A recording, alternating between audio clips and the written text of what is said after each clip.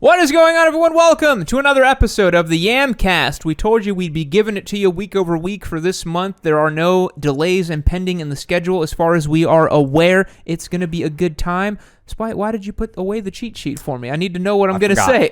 My bad. Today's episode 79 of the Yamcast, and I need to be able to see a little cheat sheet so I can tell you guys what we're doing. We're going to be looking at some news from Yamaha. They got some weirdness going on with their steering systems on their bikes we're going to be taking a look at. We've also got a potential new Harley Davidson being spotted somewhere out there in the world. May or may not be real. We don't know. And we also have news, because it's that time of the year. It's happening here in Austin. We got to talk about it. This is recorded pre-Austin GP, so we don't know what's happened yet, but a certain Mr. Marquez is back in action. We got to talk about it a little bit. So excited. And talk a little bit about what happened in the last GP as well, too. We could just talk GP on this podcast, and I think I would be perfectly fine with that. Oh, yeah. Yeah. And then we're going to have a quick break in the podcast where we're going to be doing the fanfic section. We've got Chapter 3 ready to go for that. We're going to have to read it out because I did promise everyone that I would read the whole thing. We then have the DM portion of the podcast where we're doing a general Q&A today. People are going to be sending Mr. Spite a message on Discord, and we're going to be trying to answer any questions they have motorcycle related. I do get the feeling we're going to get some non-motorcycle questions for some reason. People sure. Answer random stuff. And then at the end of the podcast, we're going to have another trivia contest where Spite and I are going to go toe-to-toe and see who can know the most motorcycle facts and figures. I am 2 for 2 on these trivia games. Yeah, no, you gotta lose one of these at some point. I need to know more things. I think the problem is people stack it with GP questions, and I just come in and own you. Yeah, dude, this guy just mainlines GP all the time. I do love me some GP. And then, of course, a quick shout out. If you love the Yamcast, you love what we do here, hit the link down below to yammynoob.co. Become a member. You are not going to want to miss it. Get 10% off on everything on shop.yammynoob.co and 10% off on your Twisted Road rentals, and get access to the amazing Discord server we're always talking about, and that you can actually hang out with us, interact with us, join in on the Yamcast and all this fun stuff. Without further ado, let's get into it. Alrighty, Mr. Spite, what is up first for us? What are we talking? So first, we're going to start out with Yamaha is now developing electronic power steering for motorcycles. This is peculiar. This is one of those, like, who the hell asked for this? You know what I mean? Like, that's one of the things they say in this article here, because I actually read all the way through this, because I was like, what is the point? Because I was like, is it just an electronic steering damper? No. This thing actually will help you turn, which is nuts. And I was like, but a motorcycle doesn't need all that much help to turn. It kind of just does it. Yeah, so in a car, obviously, I know this because my uncle's car back in Brazil did not have a power steering unit. And a car can be a real pain in the dick to try to turn that wheel if you don't have power steering. Yeah. But a motorcycle, I've ridden all manner of small and large motorcycles. None of them had a difficulty doing this. Yeah, it's totally fine. So what they're saying here, what we've got, obviously it's going to go into the brain of the bike somewhere. This is probably going to be a part of the IMU or something like that. And then it's got this detection coil where it can see, okay, we're turning left or we're turning right. And then it can help add a little bit of something to the turn. Right?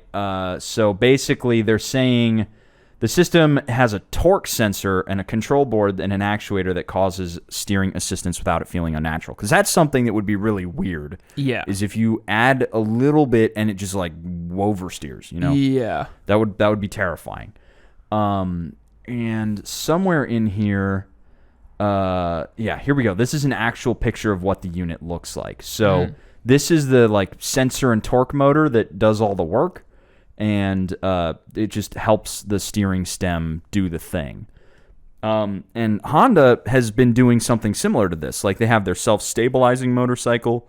They have the one that can, like, walk itself around at, walking speeds. It all has this stuff in there. Yeah. Now, it seems like Yamaha's piloting this out with motocross bikes. Is that right? Yeah. So that's where it's starting out, and it's supposed to help them out at low speeds. Yeah.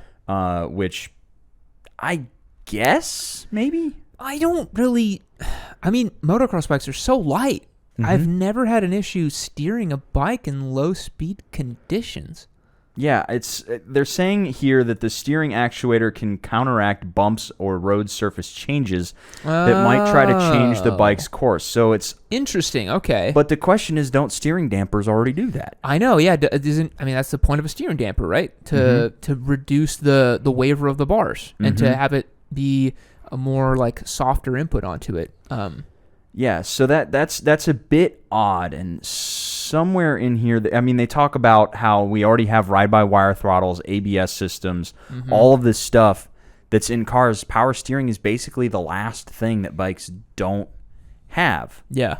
But I was thinking about it a little bit more, and sometimes you get on a bike and, maybe you're hauling the mail, and it can be a little bit hard to tip in sometimes.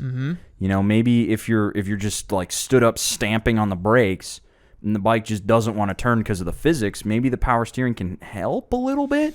Maybe, but I feel like the bike, there's so many factors there, right? Like if you're trying to enter a corner at higher speeds and the bike's not turning in, that could be as simple as a geometry adjustment. Yeah. Right? Like if you have a sharper rake angle, it'll flick in faster. You wouldn't necessarily need a power steering system. However, maybe you could have a more relaxed geometry setup that tips in slower and gives you more mid-corner stability, but a faster flick in using a power steering system that would be able to flick it in quicker.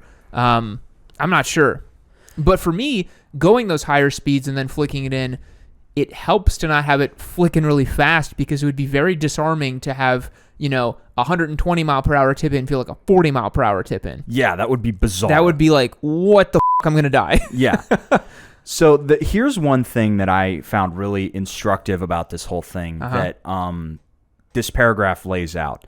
Modern jet fighters have physics-bending levels of responsiveness because they're designed to be inherently unstable, relying on computers to do the work for the pilot so that the pilot can focus. So they're thinking that maybe we can have inherently unstable geometry in motorcycles, but have computers that help. The electronic power steering can figure it out and keep them stable.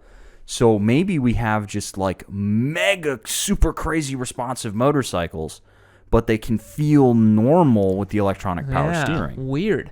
Yeah, maybe you'd have a motorcycle with a much longer wheelbase than is required, and the tip-in would suck, but then with the power steering system, you could make it tip in normally. Or like it has no rake. Yeah. And it would be like so darty that it would you couldn't ride it. But the power steering can sort it out. That's interesting, yeah. It seems to me that bikes are going down that path of like they're becoming... leader bikes are already basically there. Yeah. They're so powerful that you need computers to help people ride them. Yes. Like these bikes make 210 horsepower now. Like I took that RSV4 on track, and if it was no computers, I'd myself. Like, it was very scary already with computers, but I knew that they were there covering my butt as I would lay onto the power. But, if we're going to keep chasing horsepower, keep making things crazier and crazier, we already need computers. This is just another thing to add on to it to, help it ride itself. Mm-hmm. But then we get into this thing where they had, they talk about Motobot, which was I remember that old Motobot from Yamaha. Yeah. Yeah. That was the robot that was going to beat Rossi. Where are they talking about it? Yeah, I think I see it. Go down one more. It's right there. Go up a little bit. Right there in the middle. So they had a Motobot that was supposed to basically compete with Rossi. Yeah. And at that point, it's like, okay, you're literally having motorcycles ride themselves. Yeah. With electronic power steering, it's like you're literally just along for the ride at that point. Yeah, kind of. Your inputs are starting to get so minimalized and so papered over by computers that it's like you're not really in control at that point, are you? I feel like an electric motorcycle with power steering, would really feel that way. Where you just like twist and you're just like wee, and it's just along for the ride and just does everything, Yeah. Yeah. I think it could be really cool, or it could really suck. Yeah. Well, I guess we'll just have to see. There's lots of technology coming out of the pipe with motorcycles. You have the radar-assisted stuff that the Multistrada has, and the new H2 SE has as well. The H2 SX SE. There's so many letters in that bike. Yep. So there's radar. There's camera technology too. I look at my truck, and it can somehow give me like a top-down 3D view of what I'm doing. I'm like, I have no clue how it's doing this, but it's really cool. Yeah. There's all kinds of, and I think once you start adding these sensors and systems in the bikes, the effect becomes multiplicative. It becomes additive, right? Like the more sensors, the more stuff you have in a bike, the crazier it can start to feel, and to get the crazier stuff you can do having all that data on it. Yeah. Right? We talked about that what was it? There was a system that some company was piloting on a bike that we were like, this actually could be really cool, because it could like change your rideability. Do you remember what that was? Was it wasn't brake-by-wire, was it? We did have brake-by-wire. It was brake-by-wire. It wasn't throttle-by-wire because that's already a thing. There was something where you were like, oh, you could have it be chill in this way or be aggressive in this way. Do you remember what I'm talking about? I do vaguely. Yeah. But I don't remember the story specifically. I don't remember the story either. There was some sort of technology that we were like, actually, this could be really, really cool if done well. Yeah. So I think this might be another one of those things. If done well, it could be cool. But I am always skeptical because I'm like, well, it's another failure point. It's another computer. Do we really need this? Who asked for this, right? That's the skeptic in me. But at the same time, I do like seeing progress, Yeah. Like the GP bikes, every year Ducati comes out with some crazy new thing that you're just like, well, that's never going to work. And then somehow it does, Like they've got... Except this season. Yeah, this season. They have front ride height devices and people are like, nobody wants that. What are you doing? But the rear ride height devices, they implemented that now. Everyone's using them, Get that couple tenths faster. So electric power steering could be coming on motorcycles. Pretty crazy. Yeah. Yeah. I just think we'll have to see. You have to ride one to know it. Next up, we have, because it's a Yamcast, we got to do it to them. It's got to be Yamcast bingo. Chinese bike, Harley Davidson's electric bikes, and today we're doing a twofer. We got Harley Davidson Chinese bikes. So a Harley Davidson 500cc twin spotted in China. Does that look familiar to you? With the motorcycle that we just picked up. Yes, it sure does. That looks exactly like a Liachino 500. Yeah, so... It's the same thing.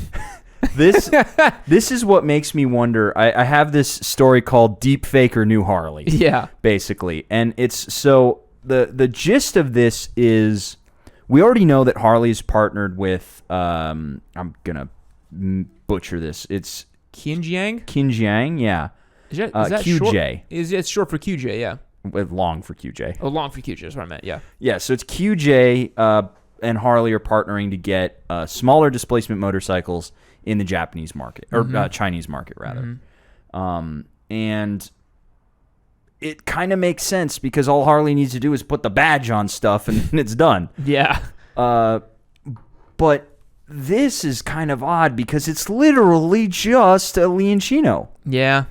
Because we go down here... And whoop, there it is. It's the same. That's the bike we've got. We've got the trail version of it with the bigger wheels, but it's the same damn thing. Yep. And so this bike right here, the reason why I'm skeptical is because the badge here is real blurry, and I kind of sort of see a badge there. You think it's a deep fake? I don't know. It looks a little doctored. It definitely looks a bit doctored to me. Go down to the third photo again.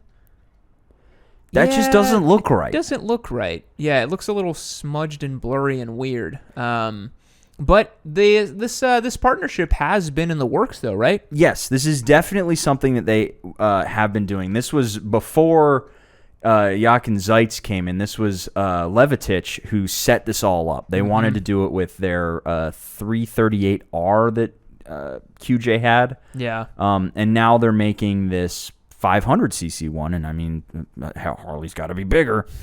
I think Harley would do really well with the 500cc P-Twin here in America. I think so too. Because the friggin' CBR 500 sells a bunch. I don't know why, Harley could. I mean, that Liachino is more interesting than a CBR. Yeah, I liked it more. And there is some stuff in here though that I'm clocking that makes me think it's not a deep fake. Specifically, I'm looking at this right here, the blinkers. Yeah. Those are 100% different from what's on the Liachino in there. For sure. Very different. And those look like they pulled more or less straight off the street rod. Yeah. The headlight's super tiny, too. The headlight is a Harley thing to do. Smaller. And the if you look at the cluster right here, single round cluster with a chrome lining on it. That literally looks like it came straight off the street line. Yeah. This also looks like it came straight off the street line. It does, yeah. So that adds a little Harley's bit of validity to we'll this. give you a headlight, a cluster, and some blinkers. You Yep. give us a frame, a motor, a gas tank, wheels, brakes, and everything else.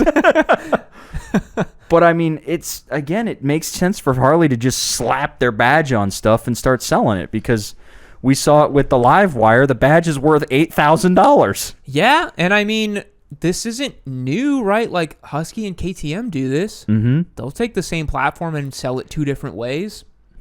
I could see QJ doing this. I could see QJ bringing this stateside and being like, oh yeah, we have the Liacino that we sell as part of Benelli, but we also have the Harley Davidson that we sell as part of Harley, you know? Yep. A lot of people wouldn't even know the difference. I wonder if they Your would phone bring is this. getting all of our That's odd. voices. That's quite strange. It's just it's always listening. Put that over there. Yeah. So the thing that's blowing my mind about this, though, is that I don't think we'll ever see it stateside. I don't think Harley Probably has the not. nerve. QJ has the balls to bring this out. I don't think so. I think this would do really well in markets where Harley Davidson's seen as a super premium brand and they can buy into the bar and shield. India. India and Brazil. My first guesses, for sure. Yeah. Yeah. Because Indian folks, they love Harley Davidsons over there. Yeah. They really do. Yeah. When the street line came out, it was literally designed for the Indian marketplace, and they all fell in love with it because it was one they could afford, because the tax system on bikes over 1,000 cc's is just like insane. Which is every Harley, basically. Yeah. Yeah. I mean, the 883 was the only one they could buy. And now they have, well, they don't anymore, but they had 3 other motorcycles. They had the 500, the 750, and the Street Rod. So I think this is an easy way for Harley to break into those markets. I'm just, these photos, the bar and the shield on there, it just doesn't look right. Yeah. It is peculiar. But because this is definitely different. It's definitely different. it is pretty different. Yeah. But I don't know. It does. Scroll down a little bit. I just want to see the braking setup on that third photo, actually. Go up a little bit. Yep. Those brakes look radially mounted. Those are radially mounted. But that's not what's on the Leoncino. Yeah, on the Leoncino, they're 100% actually mounted brakes. Yeah. So the brakes might be different. What? And look at it doesn't have that like weird the weird bracket on there. thing. So they look radially mounted and better than the other ones. Interesting. So I noticed that. So yeah, the Leoncino. Although that looks radially mounted. Maybe ours, because it's the trail version, has the non-radial brakes. I don't know, because the brakes on that one are 100% not radially mounted. Yeah, no, that's like double axle mounted. Yeah, it's very. So definitely some differences. Yeah. This is a weird situation, and I just want to see where it goes. Yeah. And I want to see if they'll have the nerve to bring it out here. I don't know. I would love to live in a world in which Harley has the Bronx and then a little 500cc P-twin entry-level bike. I'm like, you'd fix the brand at that point. Oh, yeah. Job done. It is so funny on all of Harley's videos where they're like trying to launch a new bike. There's always some of the comments just being like, where's the Bronx, you Yeah. You know, there's like, where is it? We know it's out there somewhere. Every time we talk about Harley, it comes up. They were so close. It was crazy. Like, what? They were so close. And guys, I will go out. I saw it in person at EICMA. Yeah. I saw it. I've seen like just pictures of people touching it. I was like, why? I know it's just sitting there. They have this like secret warehouse somewhere in Milwaukee that's just filled with Bronxes right now. Yes. That were just ready to go. It's like the Stratocaster, or not Stratocaster, the Stratosphere, the Suzuki Stratosphere. Yes, it's the same thing. It's out there somewhere. Out there somewhere. And I promise you, every single time I go out to a Harley event, I talk to the guys there, and they don't say a goddamn thing. Which makes me think it's coming. You know, they will. Those guys are so good at just like, yeah. You know, they'll sit there and smile and wave. Yeah. And it's infuriating because I'm like, guys, Just do it. Come on. We got to get a Yammy Noob employee to get into Harley as a mole, earn Yep. their trust, and then somehow figure out what's going on. Yeah. But, hey, maybe we'll see a 500cc P-Twin from Harley stateside. I doubt it, but, it's pretty cool. Yeah, it would be nice. Yeah. Something they could finally sell for under $10,000. It'd still be 10 grand.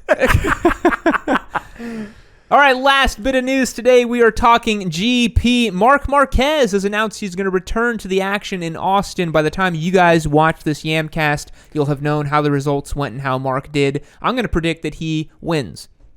By how much? I think Marc's going to win by 4 seconds in the lead. That was what he did in November, I think, was 4 seconds. Yeah, I think that's what he'll do again. I think he'll be 4 seconds in the lead, comfortable margin, pick up the win, easy peasy, 25 points in the pocket, keep it rolling. Yep. Hopefully no crashes. Marc, fingers crossed, no big high sides anymore. Don't bonk the noggin. Protect the noggin, my man. It's so dangerous. He just needs to have, he rides his helmet, and then he's just got bubble wrap around it. So one of the coolest stats I heard about from this bit of news was Marc was out doing a track test with the CBR 600RR at Alcaraz racetrack, I believe in Spain, which is a nice little testing facility a lot of GP guys use. He was, I think, half a second off the pace of Jack Miller on his V4S when he was on a CBR 600RR. I don't know the layout of that track. I don't know how big it is, but that is mighty impressive. That is unbelievable. That on a 600 you could do that. Mr. Marc. He's currently got 11 points right now. It says here in the documentation here in the article. And as many of you know, Alicia Spargaro by some way is currently leading the championship, which is awesome with 41 points. It is so early in the season. There are so many more races. I still believe that even though Marc had this kind of weird up and down start, he's going to win it this year. Yep. He's going to win. I think he's going to win this year. If he doesn't win, some total oddball champion is going to happen. It's going to be Elish, Zarco, Binder, Rins. I don't know. It's going to be some complete dark horse factory rider that isn't Honda or Yamaha if it's not Marc. But how do you think he's going to do it, Coda? Ooh, man. So it all depends on how he gets to feel with the bike, because he's not there with the bike yet. Yeah. But the thing is Coda, it's a known quantity for him at this point. So now he can ride the bike. He'll probably, after free practice 1, be like, this needs to change. And then by the next session, he's just like, okay, I can go home. Weekend done. Wrap it up. We're good to go. Yeah. Because it's just, this is his track. I mean, he's won every single year he showed up there, except the year he crashed. Yep, 19. Yep. And I was there, and I was like, no, what are you doing? He was in the lead. He had no reason to crash. It was so stupid. He was so far ahead. Yeah, he was had no 8 seconds ahead. No reason to crash. He was just playing at that point. He tucked the front at turn 11, right? I thought after the long back straight, he was deep in the brakes and just he let it go, right? It might have been. Yeah, it was somewhere where he was there was a lot of runoff. So it was either 1 or 11. Yeah. I think it was 11. What was about that one is I think that was the race he got up and he tried to go again and then he fell off again and I was like, oh, it's over. No come points. On. No points. Such a bummer. Yeah.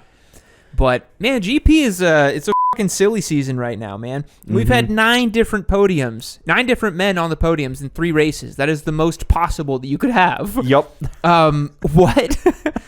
Brad Binder is second in the championship right now. Mm-hmm. KTM got a podium and a win in the first 2 races. Who would have saw that coming? And KTM's like, yay, we're doing good.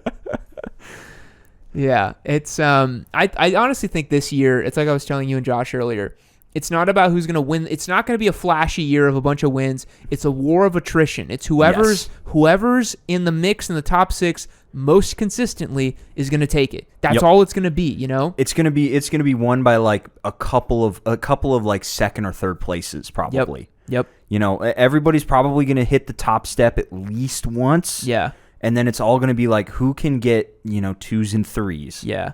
It'll be a lot like 2020 in that way. Yep. 2020, if you recall, Fabio won the first 2 races, and people are like, well, this is it. He's going to walk away with it. And his season completely fell apart. But Mir, I think he DNF'd on the first one. They got like 12th, I want to say, in the second one. And I then don't he remember. just slowly marched it back. Yeah. I remember the turning point was Styria 1 when it was him who was getting ready to win. It was Mir who was getting ready to win. I think it was Mir and Miller who were duking it out, and then Oliveira sweeped in and took the win. That was super exciting. Yeah, God, 2020 was a crazy year. Yeah, that was a crazy year racing.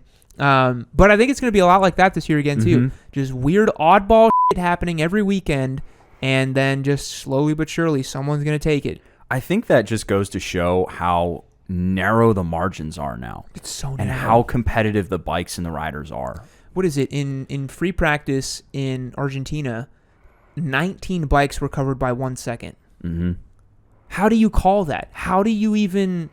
I was actually watching a race from like 2012 or 2013 while I was trying to gear up for this season because I was just bored and I wanted some GP content. Looking at the qualifying grid, in the first 6 spots, they're separated by like 2 seconds. In the first 6 spots, like I think Mark was ahead, and then Rossi, and then Lorenzo was there. But to think of 19 riders covered by 1 second, it's anybody's game, really, I mean, it's just nuts this year. It's nuts. Aprilia championship? Aprilia title? Maybe they get to 55. Yeah. Then they need to update all the stickers. There's been so many funny memes about that. There was like, it was like after Aprilia takes the title this year, and it was the 54 sticker, and someone just was with like a yellow marker just about to write 55. How cool would that be, though, if they finally got to update the sticker? Dude, at that point, they should just, everybody who's bought an Aprilia, Gets they a should free just one. mail out a new sticker to them. Yes, that would be the perfect marketing strategy.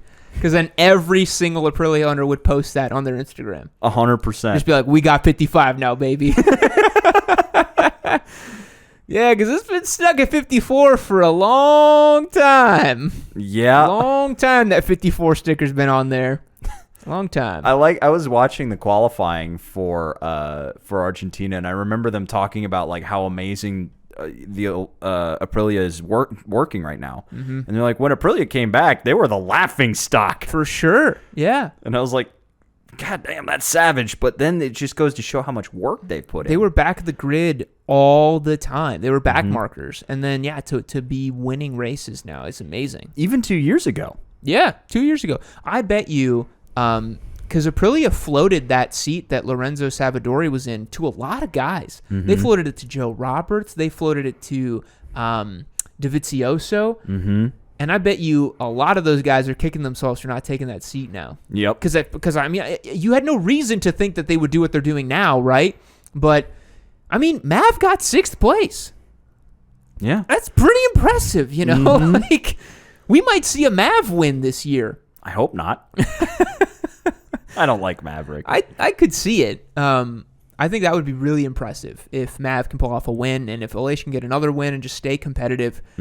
But they were saying that it's actually kind of bad that the win came this early because now there's pressure. Now it's like, well, where's the results? You know, like you guys won, like what's going on? Whereas if they won later in the season, it would have been like, oh shit, like Aprilia is pretty good now, you know, but and the season would have ended and everyone would have forgot the rest of the season, but they won really early, so we'll see how it goes, man. I have no idea how it's going to shake out. I think the biggest indicator for Aprilia for the rest of the season is going to be them at COTA.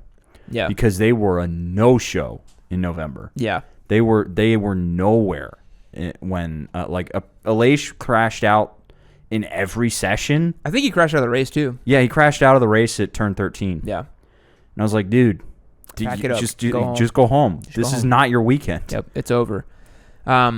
There's a lot of people internally too in the GP kind of world that also view as like, oh, the championship doesn't really start till they get to Europe because all those tracks are so known and much more like well aligned with some riders and bikes and stuff.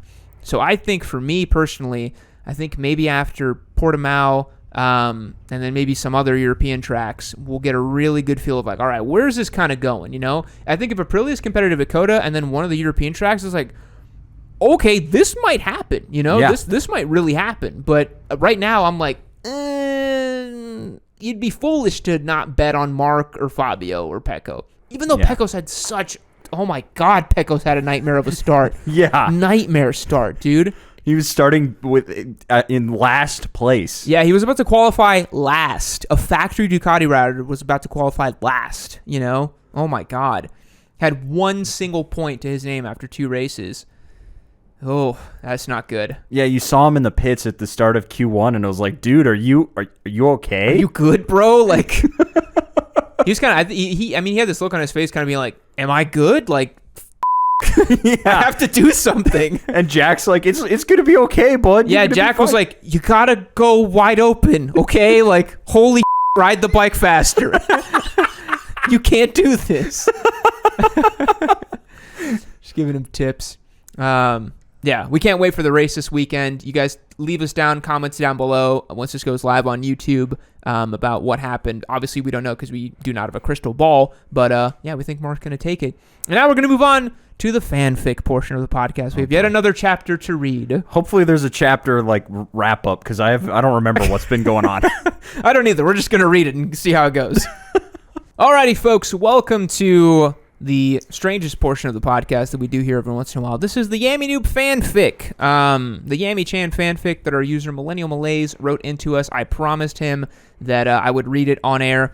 I'm not sure why I promised that, but I fulfill my promises. I think it was some million subscriber thing. Something like that, yeah. But I always fulfill my promises, try my best to, so here we go. I don't know if anyone remembers what's going on. I surely don't, but we're just going to read it and see what happens. Chapter 3. The waves lapped unimpeded softly onto the shore. The buds of the cherry trees continued their methodical pink unfurling uninterrupted, like the sun rising in the Shikoku sky. Life would go on, it must, Yammy mused, trying to muster the courage to start her day. The comforting rhythm of the new familiar bordered on unsettling. The crescendo of your life barely registers as a note in the grand symphony of the universe. Everything was in its place. The candy-red lockers flanking the halls of the academy, frantic 125s gliding around at the track at pace far slower than the wall of the exhaust would suggest. Nothing suggests fundamental change. Perhaps she thought, just maybe, she wasn't just following her dreams here, but that her dreams had led her to this place. Did they lead her here to unlock her potential, uncover a path to further her ambition, or perhaps that fate was leading her to a person? Was it a mentor, a rival, or perhaps maybe just a lover? Yammy's internal monologue was broken by the wall of sound that greeted her as she opened the doors to the auditorium. Piercing through the clamor was the comforting voice of Suki, calling her to the seat adjacent. "Morning, Sleepy. I almost didn't think you would make it," she enthusiastically, with far too much energy for 9 a.m., said. "If you refuse to find me a good cup of coffee, I refuse to be fully awake till noon," Yammy retorted through a yawn. Despite navigating successfully to the gymnasium, Yammy hadn't the faintest idea of what she and the entire school were there for. Her puzzlings were quickly answered when Principal Akira took the stage. "Greetings, students! It is good to speak to you all for the first time as a riding cohort, as I'm sure you are well aware being a student and that the Jiro Kato International Riding Academy comes with its requisite share of prestige. Enrollment in this school also comes with an equal share of responsibility to both your classmates and yourself, to grow not only as racers but as people. However, we at the school realize that competition plays an integral role in the development of you as racers and will for the first time in the Academy's history be creating 4 teams that will serve as opportunities for you to work on your skills such as teamwork, communication, and learning all aspects of a functioning race team. The 4 teams are Honda Ronin, Suzuki Shinobi, the Yamaha Samurai, and the Kawasaki Oni. Team rosters will be posted in the hall, and you can meet your new teammates at the designated tables in the dining hall. I will not keep you all any further, as I'm sure you will be eager to find out who your new teammates will be, but I will leave you all with one last piece of wisdom. As racers, you must not think of your classmates as your enemies, but a sharpening stone to perfect your craft. I look forward to seeing you all at the racetrack. Best of luck to you all." Before Principal Akira's foot stepped off the stage, the gymnasium was buzzing with excitement. Yammy's thoughts spun wildly in her head. What team would she be placed on? Who would else accompany her? How well would her team perform? Despite the whirlwind of what-ifs that fluttered around her head, her heart always settled on Suki. Would she get placed on her team? Would she want to be on my team? Suki seemed completely unaffected by the news. In fairness, she probably paid a bit more attention. How could she chat so casually with the others when the trajectory of her future could be so affected by chance? Yammy couldn't help but feel her heartstrings pull when she watched Suki leave the gathering with an excited mob of peers in her wake. While she would never be as vivacious, outgoing, and cheerful as Suki, perhaps she could follow her example and move forward with a bit of courage. Maybe things would end up all right. Yammy's eyes pored over the names on the paper on the wall and held the fate of her and her classmates. Her finger methodically moved up and down till it stopped on her name, and within a millisecond, her heart was in the stratosphere. Yamaha! She would be racing with the engine that powered her dreams of racing all those years ago. Coming down from the euphoria of her discovery, her finger wandered through the sheets looking for Suki. Disappointingly, her name was absent from the Yamaha Ronin roster and was found moments later under the stylized red S of the Suzuki Shinobi. Suzuki Zuki, she chuckled to herself, pleased with her friend's new nickname. Of course, she hoped Suki would like it, but there was a part of her that really didn't care. It just fit too well. And if Yammy had to go by such an unusual moniker, it was only fair that Suki Kuki did too. It was the sound of her tray being set down on the blue-adorned table that signaled to Yammy that one of the oldest and most sacred of competition rituals was about to begin, the size-up, a ritual that had never been conducted out of malice but rather in the spirit of good accounting. A quick but highly complex, multifaceted audit of her teammates' perceived strengths, weaknesses, and X-factors. Yammy knew this wasn't going to be perfect, but it would give her a good idea of who she could trust to put in the work to be needed as a top team, and who would be dead weight that would need to be carried. She would never be as friendly, outgoing, and frankly well-liked as Suki, but she didn't need to be. It was analysis and observation that would do the heavy lifting. Two of the heaviest arrows in an introvert's quiver. Yammy was halfway through her quick visual assessment of her compatriots when her gaze stopped at a fiery-haired goddess that left all in her plans in ruin and became the sole fascination of Yammy's mind. ... Uh-oh. It appears we have another character that's going to show up here at the end of Chapter 3. I imagine it's going to be... I don't think your corollary's been introduced yet. No. That's probably yours. A fiery... What is it? Fiery-haired goddess. Fiery-haired goddess. Yes, that's great. I do apologize, but I don't exactly remember what is going on in the fanfic. I remember there's a racing school. Yeah, they're at a racing school. Yeah. And it's Yammy-chan's first time there. Yeah. Like, she just got accepted, and I think she's trying to make her friends. roommate. Yeah, Suki's the roommate, I think, which is clearly a corollary to Josh. No, because Josh was delivering noodles on his SV650. Yeah. That's right. And Whitney was there somewhere too. Whitney was there. Yeah, she was like the taller, quieter one. Yeah. So maybe are you Suki then? I don't think so. I don't think so either. It seems like you'd be the fiery-haired goddess. If I had to assume. Well, we all know what assuming does, so I don't know. Maybe I don't want to do that. But we will stay tuned for Chapter 4 of the Yammy Noob fanfic whenever it drops. I hope you all enjoyed that segment. We're now going to move on to the DM portion of the podcast. Alrighty, folks, welcome to the DM portion of the Yamcast. What we do here is we ask the boys over on our Discord server to send us in any comments, questions, or concerns that they have related to a topic that we set. This week, we have not set a topic. We're doing a general Q&A, mostly related about motorcycles. We'll see the sorts of questions that we get. I imagine they won't all be about bikes. If you want to join in on this, you can join over on yammynoob.co, become a member, get access to the Discord server, and then you can send us in questions, be a part of the Yamcast, catch these a week earlier than you see them on YouTube, which is pretty cool as well, and get all those discounts and good stuff as well with your account. Without further ado, let's answer some questions, shall we? Alrighty, getting started here, we have Ryan Ashley. All right, Ryan Ashley, question for today's Yamcast call-in portion. What is the coolest, most badass motorcycle you have ever ridden? Ooh. Oh, that's tough. I think most badass goes to the 1275 Sportster, just because it was so freaking angry. Yeah, and that was a bike that we put together, which is really cool. And it had that, like, I shouldn't be alive feeling. Yeah. A lot of people look at the 1275 Sportster and they're like, well, it only makes 90 horsepower. Like, who cares? It should not have made 90 horsepower. It was really that was a cool ride, man. Yeah. That was a super unique ride. That has to be pretty top on the list for me, too. You just heard the sounds that it made, and it was just like... Oh, it's such old school hot rod energy. It was really cool. That's definitely high up on the list for me. I think it's a cop-out, too, but, I mean, the Turbo Busa is pretty nuts. Like, Yeah. yeah, it's pretty badass. A friggin' turbocharged Hayabusa has to be pretty high up on my list of insane bikes. The amount of power that thing makes is just biblical. Yeah. I will say, though, for coolest, maybe not most badass, I think the two MV Agusas we've had here, the F3 and the RC, the Brutale. It was so good. Dude, that was super cool. Rolling around on a bike that says 41 out of 350, and that thing, the SC exhaust, the sounds that it made, that bike was awesome. And the quick shifter was unreal how good it felt on that bike. It felt amazing. And the fact that it walked Hayabusa was awesome.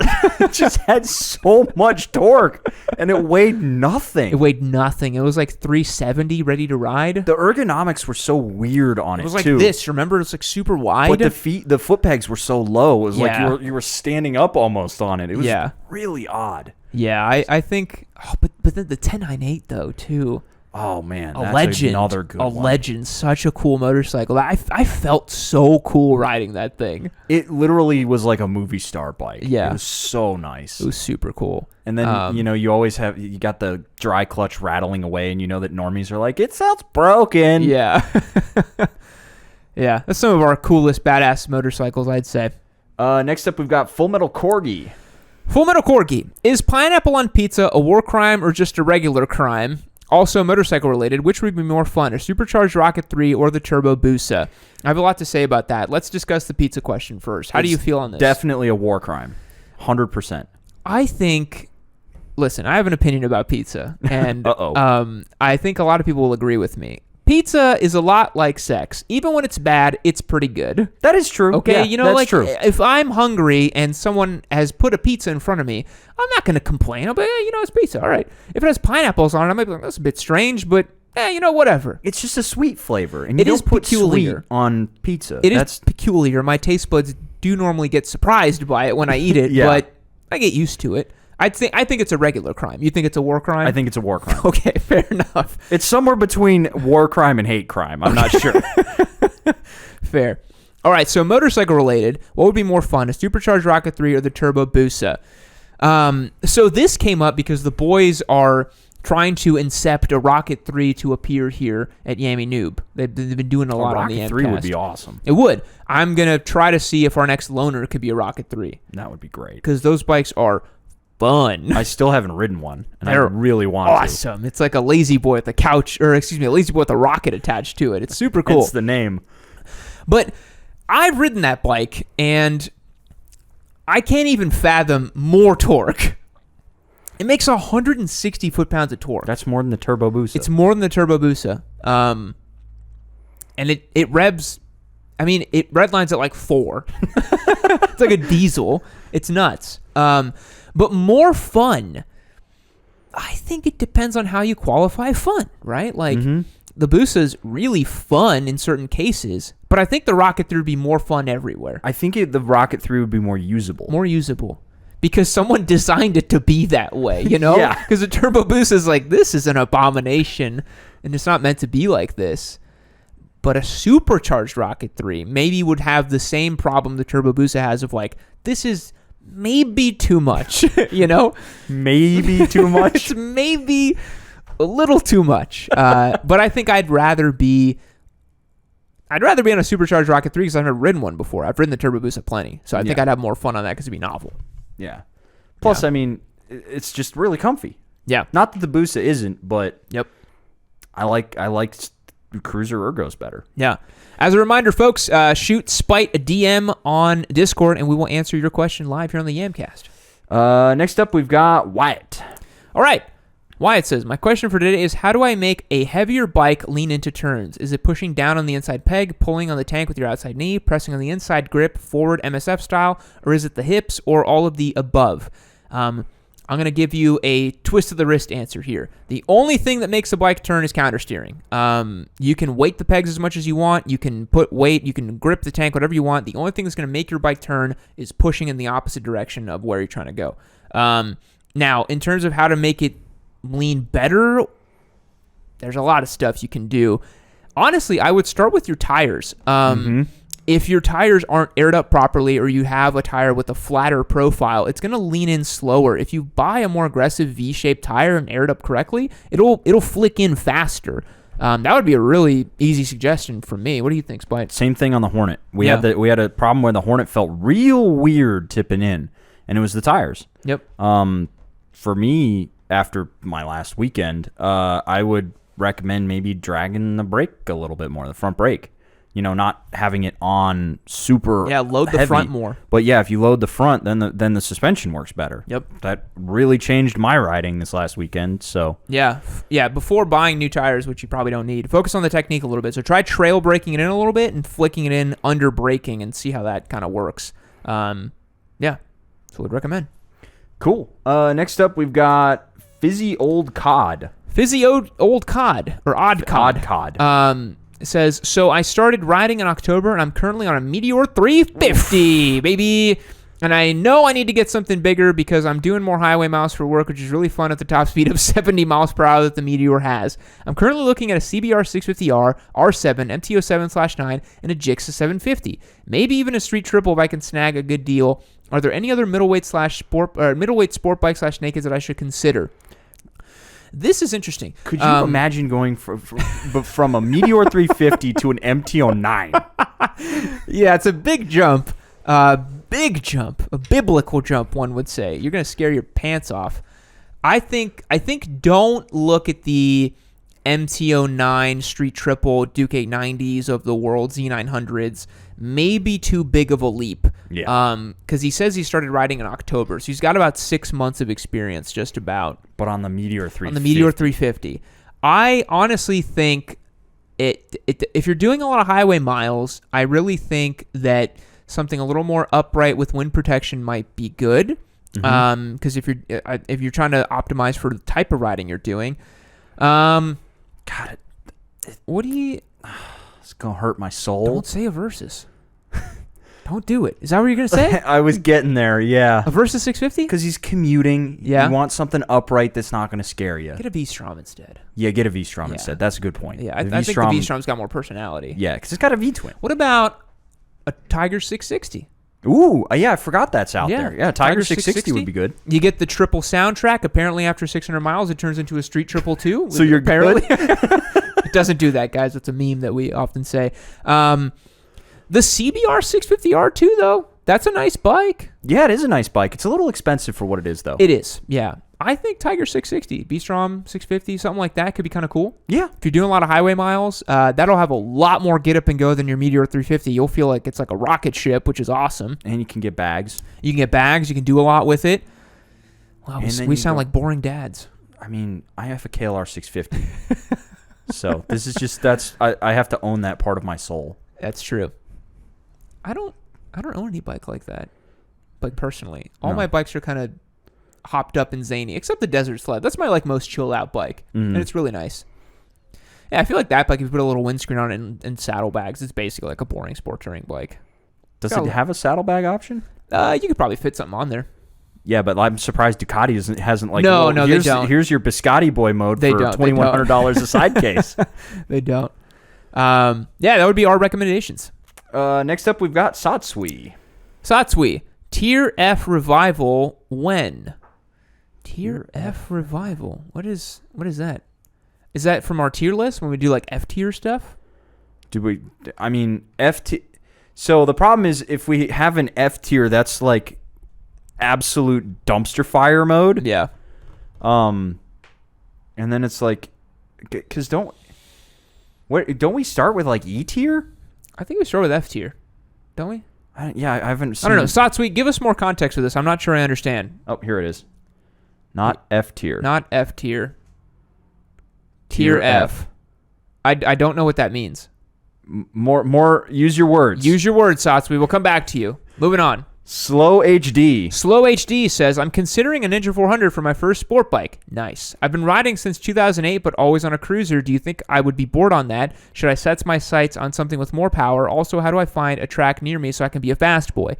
Very cool that you have been riding for so long and want to delve into the sport bike life, my man. It's always cool doing new stuff. I think that if you've been riding since 2008 and always on a cruiser, and you want to get into track stuff, I hate to say it, but it's an SV650. Like, Probably, I mean, honestly, yeah, it's got enough power. You're not going to get bored of it at all. I mean, you wouldn't get bored with the Ninja 400, but the SV, you can still ride around on the street and not feel, quote-unquote, bored with the power, even though I hate people who say that. They're super known, and I think you just can't go wrong. It's really hard to go wrong with an SV650. Though, I am, because, spoiler alert, for some future videos, we are working on a list or not a list, it's more of like a thought exercise video, where we're thinking, is the SV650 always the answer? To which I believe the answer is no. Yeah. Because Aprilia has made the right answer now. Yes. The for RS6. For most questions. 660 is just a phenomenal motorcycle. Yeah, and that's the other thing. If you've been riding for that long, I don't know your budget, but if you do have a little bit more coin in the pocket, R7's really cool. I love the R7. RS660, I think, is just the absolute gold standard. It's so sweet out of the box on track. I was fucking floored by it. So, yeah. Also, how do I find a track near me? You use Google. I mean, just Google racetrack and then try to find one and then see if they have a program for sport bikes and stuff and then go from there. There's probably also some track day organizations in your area, too. Yeah, definitely. Next up, we got Seaburns. Seaburns, getting my second motorcycle. Originally had a Grom, all caps. Should I get an R7 or a CBR 500RR? Between those two, it's the R7 all day. Yeah, no, the CBR 500R needs to be in a dumpster. Nobody should buy that bike. I hate that bike. I'm not going to make concessions about it. Like, no. People get so upset when I talk about that bike. I hated riding it. We had it for 4 months. I had to, like, will myself to ride it for videos. I'm like, I cannot believe I have to go ride that piece of again. It was so boring. It had the least so miles boring. of any bike that, like, I spent more time on it than you did. I think I put maybe 150 miles on it. And I was like, I'm Tops. done. I'm done. I'm not riding it anymore. I've gleaned everything I need to glean from it. What else do I need to learn?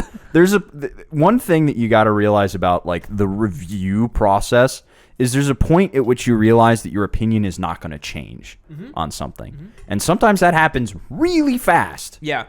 I think that if you've been riding for a while, and I mean, we've test ridden so many different bikes, and this is what we do for a living. I only need about an hour with the motorcycle to know what it's all about. Mm-hmm. I think people are like, you need to put down 1,000 miles to really know a bike. I'm like, no, you don't.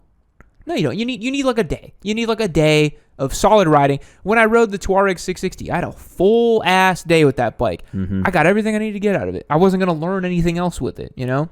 That there is that aspect to it, but there is also, like, you need to use the bike the way it was meant to be used. Correct. For example, R7. I did not enjoy that motorcycle as a street bike at all, but I rode it around for 2 days around a racetrack, and it's amazing. Such a perfect learning tool, isn't it? It's so good. Yeah. Tons of fun. It works really, really well, and I basically did a 180 because it sucks as a street motorcycle. The RS660 is just better in every single way. Yeah. But around a racetrack, the R7 is cheaper, and it works really well. Yep. So you do have to use it in its proper place before you can really understand it, I think. Yeah. Next up, we got James, the Tuono Tool. James, the Tuono Tool. Will Harley keep making wretched machines, or will they continue on the path of the Pan Am and Sportster S, parentheses, actually good bikes? I have little faith that they will walk away from the M8s and the Heritage lines. They're so scared of doing that, man. They're not going to do it. I don't think they'll ever walk away from that style, but I've talked with enough people inside the motor company who are sick and tired of that. They are so sick of doing it. I think everybody's sick of it in a weird way. You know what I mean? Like, regular motorcyclists are sick of it. Harley's sick of it. Then I'm like, who the isn't sick of it then? Is it just like the random dentists who go and drop 40 G's on a Tri-Glide or whatever? Yes. It's those folks who are willing to drop the cash on the pirate bike. Yeah. And there really are guys within the motor company that are sick and tired of making these cruisers, and they want to do something different, and they're putting pressure on higher ups. I think it's a matter of time that before we see more out of the Pan Am and Sportster S platform. Not to be crass too, but that consumer that buys the pirate bikes is dying. Yes. Then they're not making more of them, And they are. That's something that they are keenly aware of. Yeah, they're dying, man. Believe it or not, Harley has. They do what they can to have their thumb on the pulse of their consumer really, really, really well. Yeah. And they realize that on a lot of those folks, there ain't a pulse anymore. So they're like, oh, okay, then we got time to put that guy in the bin. Oh, he flatlined on the EKG. Holy. Next up, we've got Devin the Dirt Turd. Devin the Dirt Turd, do you have a set of tires in mind for a KLR? TKC 80s. Done. I'm debating whether or not, because I might have to go to Eureka Springs on my KLR. I'm debating whether I want to do TKC 70s for that, so it's a little bit more the distance 80s are fine. Do you think it can do 8 hours there and back on the highway? I did on the Motocross Adventurenator, or whatever the fuck those tires are called, on my Desert Sled. I rode those to Mexico and back. And did they still have life left? They were just loud. They were fine. All right. I mean, then I guess I'll slap the 80s on there, because I really do like the idea of the TKC 80s on the KLR. I think that's the right tire for that bike, for sure. And I mean, the stock tire sort of works, but I really want the knobs. You'll be shocked at how much better it is. Yeah. Tuareg Simp is next. Tuareg Simp. Have you ever tried putting mustard on cold pizza? It's legendary. What is the heaviest bike you would ride on the daily? Have I ever tried putting mustard on cold pizza? That sounds absolutely cursed. I'm pretty sure he's just a stoner. Yeah, because he's just like, I got. So what do I got left over? Just gonna kill these munchies. And he's got like mustard in one hand and pizza in the other, and he's like, oh, sick. And yeah, that is definitely a struggle bus meal if I've ever heard it. Pizza has come up once again on this Yamcast, and I have another. Cold pizza is just a sandwich? Tuareg Simp says here, no, dude, cold pizza is just a sandwich. Hard disagree. Sandwich doesn't have just like a bunch of like melted cold cheese on it. Yeah, I think pizza's enjoyed hot all day, every day. No cold pizza. What is the heaviest bike I would ride on the daily? I think sub 500 pounds, maybe 520, something like that. I wouldn't want more than that, honestly. I really like lighter weight bikes. Me too. The KLR is fine. It's fine, but I like bikes that are more flickable, more playful. Mm-hmm. KLR is not a playful motorcycle. That's just not what it's meant for. Yeah, it's just a tractor. But yeah, you really need to get down lighter. I think probably right around 400 to 440 is probably the right number. Yeah. Next up, we've got Blake OBrien. Blake OBrien. First, pineapple belongs on pizza only with something salty. Also, what do you think about Triumph throwing their street triple into World Supersport again? They didn't throw their street triple. They threw in the new Daytona 765, which is kind of just a street triple, just to be pedantic about it as a Triumph simp. I think it's great. I think it's super cool that World Supersport is now going to have the Ducati V2 and the Triumph 765s in there. I think it's going to really change the category, especially because World Supersport was just it was like a friggin' R6 Cup championship. It was ridiculous. It was like 22 R6s and 2 ZX6s in that category. That was it. So it was like, hey, R6s. So it just kind of livens it up. It's cool. This is the new 765 that's all cracked and opened up, and now it's making like real power. Yeah, I think that's the one where they've unlocked the ECU and stuff, and they're pulling like 150 out of it, stuff like that. That's a good number for that bike. That's a damn good number. The F3800 that I rode was the Daytona that I've always wanted. It was amazing. If it's anything like that, perfect. Yeah, cool. Next up, we've got Twisted SV650. Twisted SV650. What are my chances of finding and purchasing a Hornet, and how much does a clean one go for? How many years do they make the same bike as the 06? I love that bike. I'm trying to find a bike before some of us Discord boys and girls meet up over here in the Great Northwest. You guys should come along on the ride. We're going to hit up some of my favorite roads in Oregon. You don't want to miss it. Thank you for the invite. I appreciate it. We have something on the whiteboard here that we want to go up to the Pacific Northwest at some point this year. It could be a lot of fun. Spite, you are the Hornet master, so you let them know. Luck. Honestly, people on Discord have found some clean ones. They're really hard to find in that colorway. Yes. They ran from 2002 to 2007. So for 5 years, you have bikes you can find. I actually really liked the original Hentai Hornet, the black with the bumblebee on it. I don't know if that was a stock paint job. Really? I thought it was really they cool did that. though. Yeah, you don't think the black was stock? No, I don't think they ever ran black. I think they were. see. I think they were silver, red, and maybe blue. Maybe the blue, because I know the yellow was the 599, and I think the blue was also the 599. But I don't think they came in black stock. My Surface isn't going to load this up. No. Here, let me do a Google. But if you can find them, they tend to price out around $4,000. Maybe a little more nowadays. With low miles and in stock trim. Mm-hmm. If you see 25,000 miles in mods, probably like $3,000 to $3,500. I paid $3,000 cashy money for mine in 2017. Yeah. Let's see here. Look up like Honda Hornet black. 919 Hornet. Colors? Black or colors? Let's do colors and see what comes up. Oh, yeah, yes, it is a black. They made it in black. But it doesn't have the bumblebee on there. Yeah, the bumblebee I think was aftermarket that he put it on there. But yeah, so I guess there was black, silver, and there's a blue one. Yep. With all the 4 pipes. I see the silver ones a lot. You The don't silver see ones come up you a don't lot. see the red ones a lot. I've seen a couple black ones. The red ones people keep. Yeah, the red ones people keep for sure. I will say though, if you are married to this style of bike, the single round headlight, inline 4, man, there's a lot of bikes like the Hornet. You got your Bandits, you got your FZ6s even. It doesn't quite look like that, but it's the same idea. There's a lot of bikes that are Hornet-esque, you know? Yeah. The weird thing about the Hornet is back in the day when it came out, and I said this in my vlog, it was already kind of outgunned in the time. The FZ1 from the same year was 140 horsepower. Yeah. So in terms of like naked bikes from street bikes, it was outgunned. Yeah, for sure. But it was never meant to be this super fast motorcycle. I called it the Sunday Roadster. I think it's a really good weekend motorcycle. Yeah. So there's a lot that fit that mold from that era. I think, wasn't there an SV1000?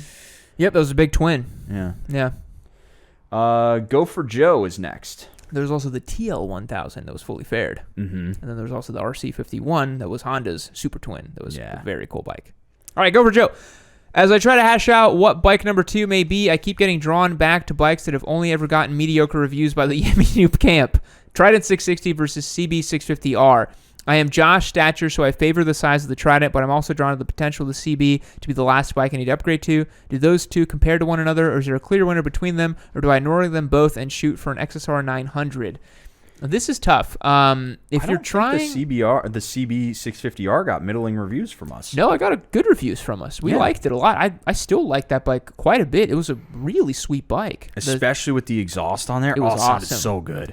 That bike it had a lot of Hornet energy in it, which was really cool. I think here's the thing: if it's people always do this, like, oh, it's my last bike that I'll get. It's never the last bike you're gonna get. Get a bike that you are interested in right now and you think you can enjoy and do well with, but just know that it's never going to be the last bike. There's always going to be another bike that you want to try out or that you want. I mean, the new XSRs are really cool, and they're also based on the new MT-09 platform, which is really nice. I think the front end looks a little funny on the new XSRs. It's kind of like that 80s revival thing going for it. I think it looks really cool. But if you're looking at Trident 660 versus CB 650R, I think it's the CB for sure. I had more fun on that bike. I liked it more than the Trident, personally. It's more expensive, a lot more expensive, so... But it's just got more personality about it. It does have a lot more personality. It's really good. It's great. It's really nice to ride. Buttoned up, clean, all that good stuff. Yeah. Next up, Millennial Malaise. All right, Millennial Malaise here. So on a scale of dumb to super dumb, how stupid would it be for me to start looking at a Ducati for a bike? In my local area, it seems that most of the dual sports are pretty overpriced for what they are, but fit my skill level, while some of the Ducatis seem like a relative bargain, but on the upper end of my skill level. Ever since your video with the 1098, I have fallen in love with Ducatis of that era and would love to hear the sound of those Desmos and the twin Termes exhaust sing. I'm fairly mechanically inclined, so the Desmos don't scare me. Should I buy the sexy bike or stick with the dual sport / sumo next? That's Dude, a question. the fact that you think Desmos don't scare you, we put together that Sportster engine. Desmos terrify me. Yeah, there is a known boy on the Discord server, Bankshift Bill, who has an 848 of that same vintage, and he works on his, says it's easy to work on, but he seems pretty mechanically inclined, so I don't know. I personally wouldn't touch it with a 10-foot pole. No. That would just be me. In terms of which should you buy, it is difficult for me to say if you should get a dual sport or a Ducati. I mean, those are opposite ends of the spectrum. You got to look in your heart and think about what you really want to do with the bike. Mm-hmm. I personally think that a dual sport is the most fun you can have on two wheels. I still think that you can't go wrong, really. Like, there's something so fun about owning something cheap and dumb, and you can drop it, it doesn't matter, and you can take it on-road and off-road. Yep. You'll have more meaningful experiences with the dual sport, I think. What do you think? I really, after riding around on the KLR, missing my Supermoto so badly, but also getting on the 919, I'm really in the place where I'm like, if the bike calls to you, it's probably the right bike for you at the current place you're at with your riding. Yeah. The dual sport is probably where you'll end up, but if you want to take the risk on a Ducati for a little while, sure. You know, you're probably going to have fun with it. You'll look back fondly on the time. You might be like, I wish I'd have gotten the dual sport sooner, but you're probably not going to look at, as long as the Ducati you get isn't a hunk of junk, you know, you're probably going to have a lot of fun. Yeah. I think that's all there is to say about it. Yeah. Ryan Rides is next. Ryan Rides. Spite. Why shouldn't I get a vintage bike for my first motorcycle? I'm looking at getting a Kawasaki Ninja 400, but I love vintage bikes and cafe racers, and I live near a cool shop that houses really cool bikes. I think we made a whole video on this. I'm sure we have, of why you shouldn't get a vintage bike. Yeah. I mean, the long and the short of getting a vintage motorcycle, like properly vintage motorcycle, is a couple of things. First of all, a lot of the parts are completely out of production. Yep. You can get them through, like, you know, there are still places you can get new CB750 parts, but they're tough. There's a lot of improvement in the quality of the parts that have...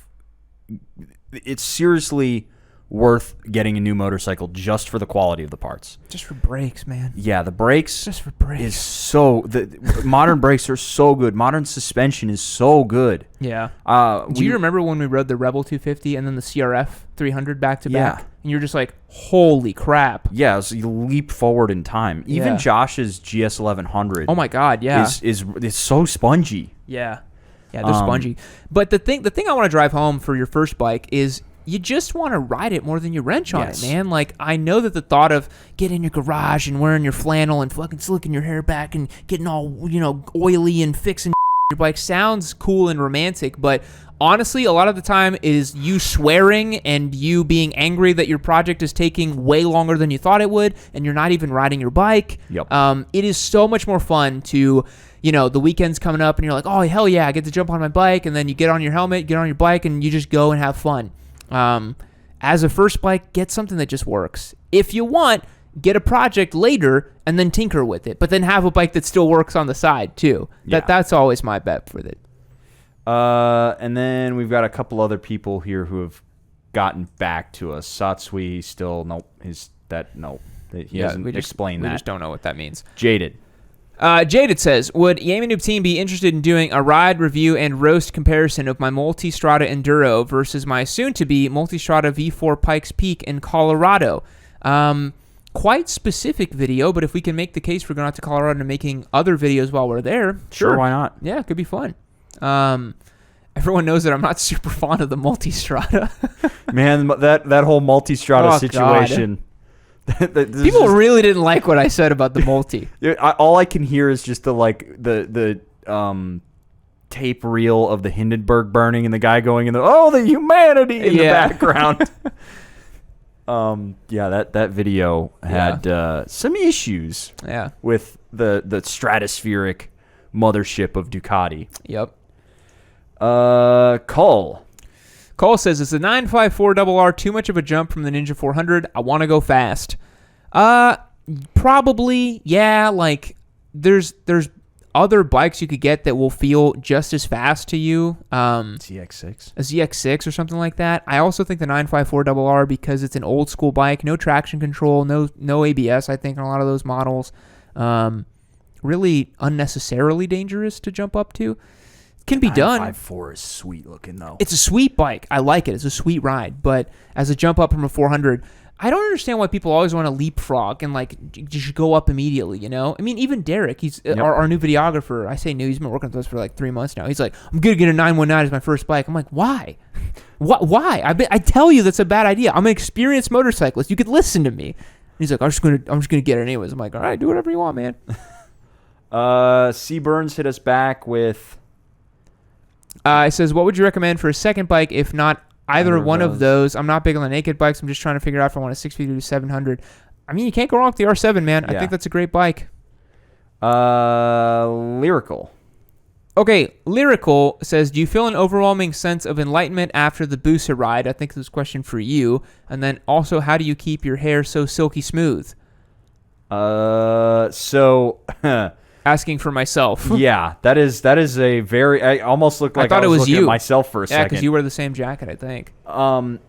Overwhelming sense of enlightenment. No, I mostly just saw the face of some Cthulhu-esque monster in some just nether realm of pain and discomfort. Yep. Yeah, it literally tears open the fabric of reality. How do I keep my hair silky smooth? It really kind of isn't.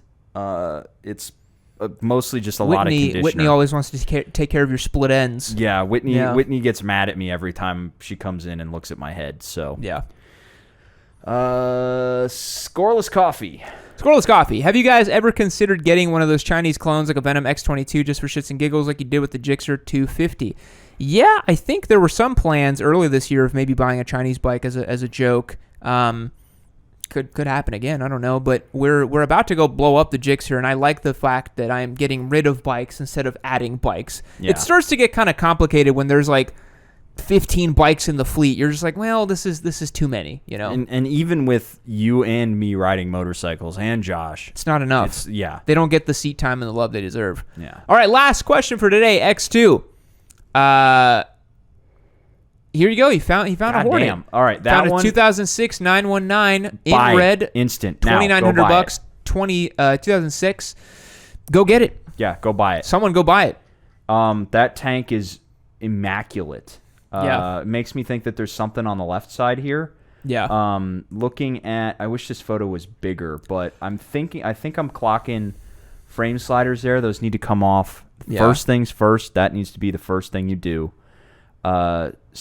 Secondly, the mirrors aren't stock. They look weird. Yeah, those mirrors need to be replaced with bar ends.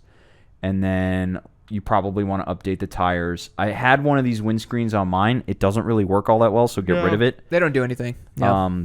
Other than that, just ride the piss out of it. Yep. At 2,600 miles, as long as it does neutral throttle at 4,000 to 5,000 RPM, you're good to go. Yep. Sweet. Well, boys, thank you so much for the questions. That's going to wrap up the DM portion of the podcast. We're now going to move on to the trivia section, where hopefully you will defeat me this time. We'll see. Alrighty, folks, welcome to the final portion here of the Yamcast as a trivia section where Spite and I are going to face off and try to see who has the most motorcycle knowledge for today. And then hopefully at the end we have some suggestions for punishments. Yep. Hopefully they're not too bad this time. The Predator helmet was quite a punishment for you to wear today. Yeah, that was a lot. But I had fun with it nonetheless. Yeah. I was still able to enjoy the experience, at least in some form or fashion. All right, so this first question, you might take it. It says, what model Harley-Davidson is the first to use a non-circular headlight? Fat Bob. The Fat Bob? Mm-hmm. What year? I believe it was the 7... When did they re-release the lineup? It was either, I think it was 18 when they did the revamp of the Softails. Originally the Fat Bob had 2 round headlights, and now it's got the oval. And I think it's the only one that has the oval headlight. All right. The Sportster S has the oval headlight, and the Pan Am has the bucktooth one. So, what's your choice? What's the first one to use a non-circular headlight? The Fat Lot in 2017? I think it's 2018. Okay. I don't have much Harley knowledge. I I'm going to call a mulligan on this one. I have no idea because you said Fat Bob first, so I can't take your answer. Yeah, I know it's the Fat Bob. All right, let's see it. The Fat Bob. Well done. Jesus, punishment. Take an 883 Sportster to a track day. Do you understand the logistics of that? That's like me. It's like me nuking an entire weekend, finding a bike. Come on, guys. That's not going to happen. Come on. That would be a lot of fun. Yeah, that's 1 point for you. Okay. All right. Arai has been around as a company since the 1900s, but when was the first motorcycle helmet sold? I actually know this. When was the first, like one of those like old, I think it was an old school leather helmet. Wasn't it? Like, are we talking actual, like, with impact zones, or is it, like, leather padded helmet? Who can say? When was the first motorcycle helmet sold? I think I know the answer to this outright, but I'll let you give it a shot first. Well, but when was the first motorcycle? Probably, like, I'm going to go with, like, 1890. 1890? Yeah. Okay, I'm going to say 1952. 1952. That's my answer. Okay. 1950. I was so close. Yeah, I actually knew this because Arai developed the first like actual motorcycle helmet with like a full face and like impact zones and stuff. Okay. Like the leather caps, they weren't motorcycle helmets. They were just like stuff people wore when they rode motorized vehicles. Doesn't yeah, really I didn't count, know if that you was know? like actually a helmet or not. Yeah. Do we want to give me a point for being so close or no? I feel like it's a half point for being so close. Half point. All right, I'll take a half point. God, I was so close. All right. Question. The Vincent Black Lightning set the production speed record in 1949 at 150 miles per hour. Two-part question. How long did it hold this record, and what bike finally beat it? Oh, I know this. It held it for a long time. Really long time. It was like 30 or 40 years that it stood. Wow. Because it was so fast, and the dude who did it was wearing his like tighty whities, and he was like this, Superman pose. Yeah, there's actually that famous photo of him doing it. Oh, I'm gonna say it stood for a long time. I'm going to say this record held until 1984. That's what I'm going to say. It was a Harley that beat it. I know it was a Harley that beat it. I think it was the Sportster. In 1984? No. I think it was in like it might have been the 60s. I think it might have only stood for like 28 years, but I think it was a Harley that took it, if I'm not mistaken. All right, my answer is going to be 1984 and a Suzuki beat it. I don't know. Okay, I'm going to go with 1975 or 78, like late 70s Harley Sportster. Okay, let's see. 35 years, so I was real close to the year, and then a 1984 Honda VF 1000R. Really? I could have sworn it was a Sportster that beat it. That's what they say here. 84 Honda. Wow, 35 years that record stood. It stood for a long, long time. Yeah. The Vincent, like, just, it was holy fast. Yeah. I think we both kind of whiffed that one. Yeah, we didn't really get it. Yeah. You know MotoGP inside and out, but who is the winningest rider of the Isle of Man TT? I actually know this.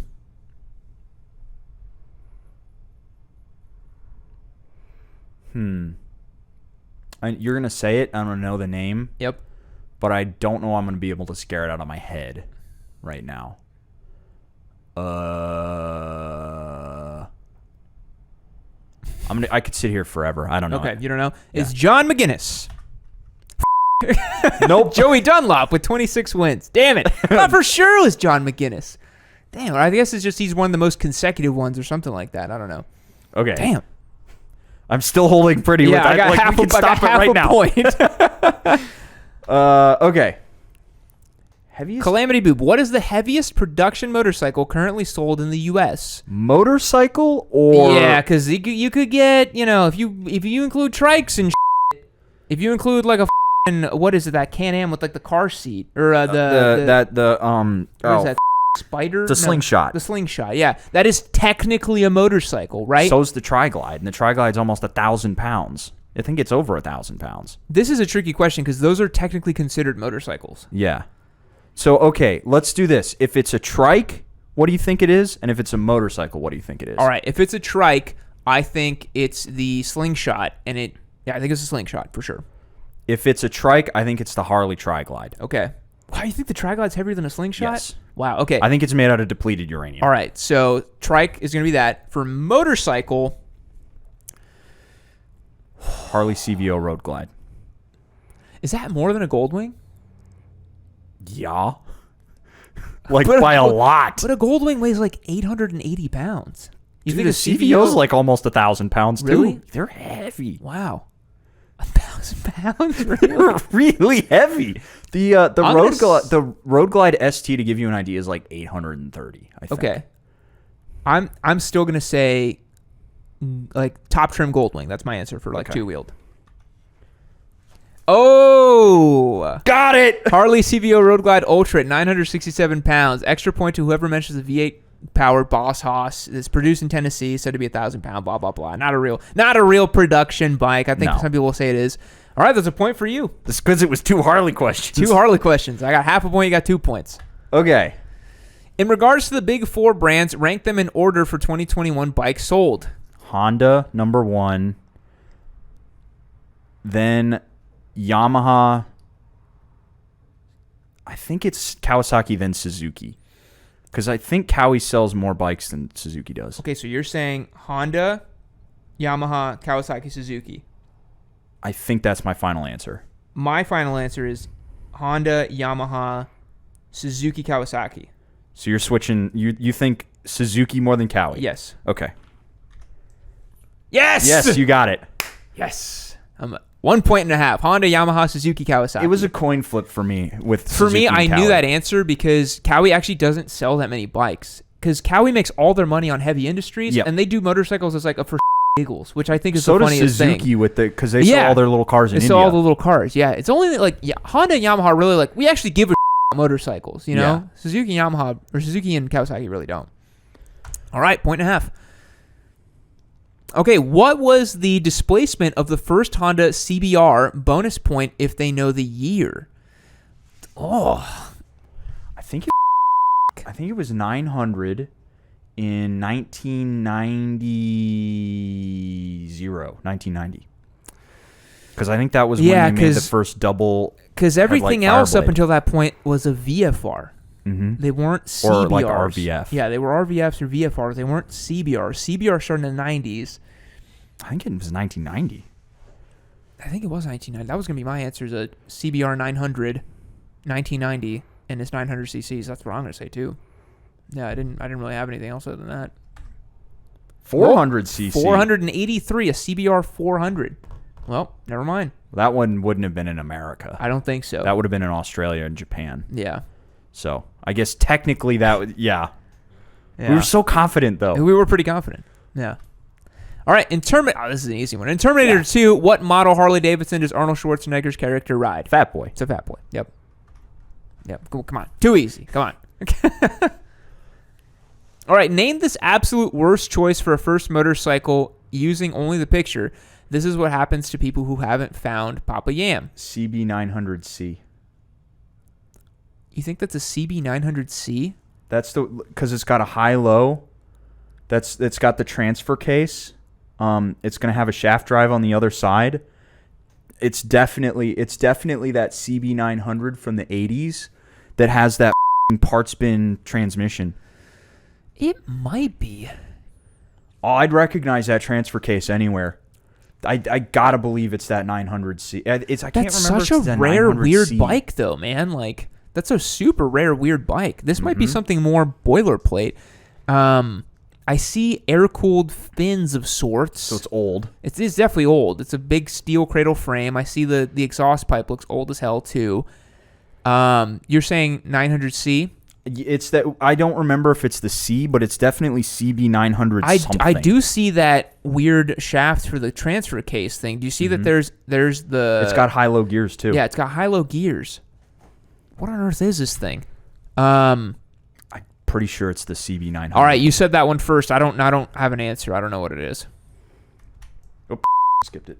Oh, nice. Yeah, I'd recognize that thing anywhere.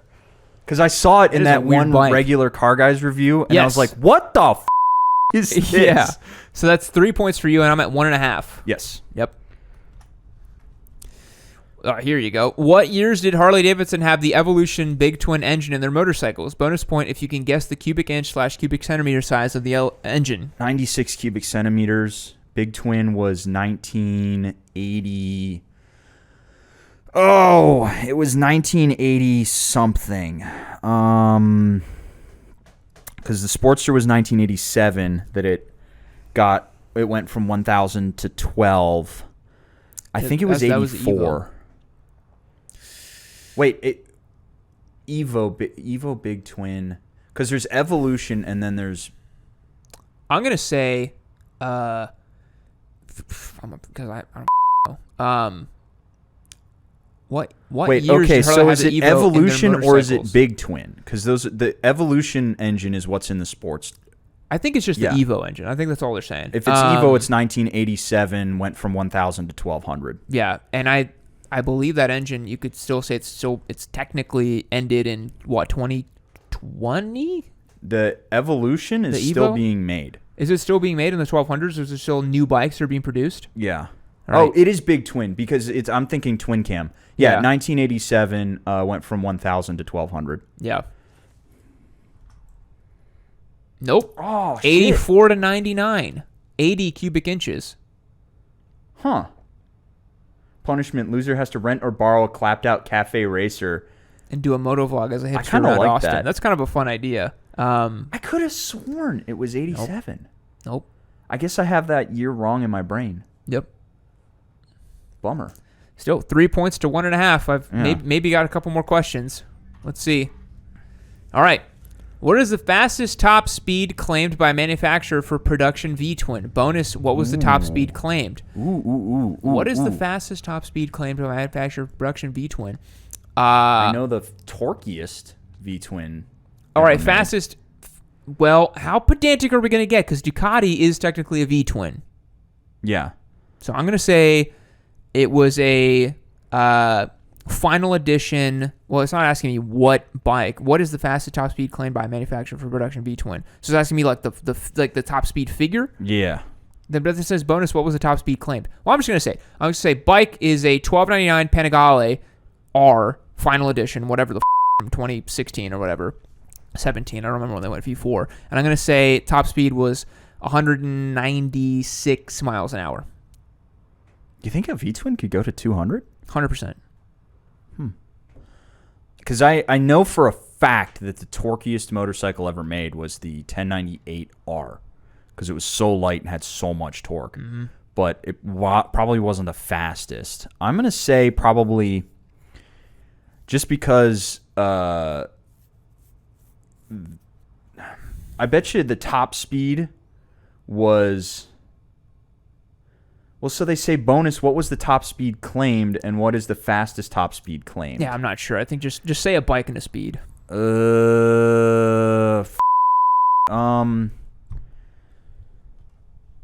know what? Screw it. How about the Super Duke with, I don't know, 190 miles an hour? Okay. Yeah, Super Duke, 190. All right, let's see. Oh! I got the bike. You got Super Duke, but then I got the second place with the Ducati with the 1299 Panigale. So you claimed 100, I said 190 miles an hour. and I said 190. You said 197. I said 197. And I said yeah. 190. You said 190. So your speed was closer. And my bike was right. Yeah. So do I get the half point as a result of that? But the second place says Ducati claimed 190, or that's just second place for the fastest bike, Yeah. not for the second question, right?